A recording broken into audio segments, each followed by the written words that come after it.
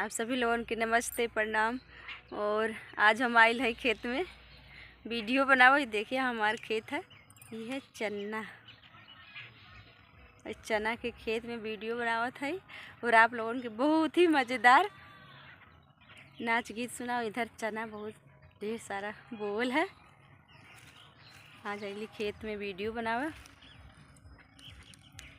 कि काकर बुजर के जेठानी हो मोरे मनवा के मिलल परानी हो। काकर बुजर के जेठानी हो मोरे मनवा के मिलल परानी हो। मोरे मनवा के मिलल परानी हो। अरे साँझ सवेरे पिया खाना बनावे, साँझ सवेरे पिया खाना बनावे। हमके कहे खैला रानी हो मोरे मनवा के मिलल परानी हो। अरे हमका कहे खैला रानी हो मोरे मनवा के मिलल परानी हो। काकर बुजर के जेठानी हो मोरे मनवा के मिलल परानी हो। अरे साँझे सवेरे पिया झाड़ू लगावे, साँझ सवेरे पिया झाड़ू लगावे। हमके कहीं बैठा रानी हो मोरे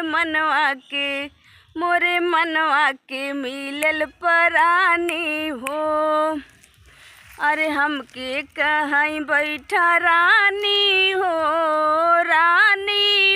मोरे मनवा के मिलल परानी हो। काकर बुजर के जेठानी हो मोरे मनवा के मिलल परानी हो। मोरे मनवा के मिलल परानी हो। साँझ सवेरे पिया बिस्तर लगावे, साँझ सवेरे पिया बिस्तर लगावे।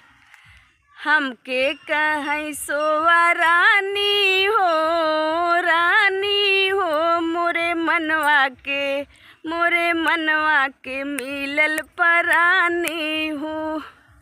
मोरे मनवा के मिलल परानी हो।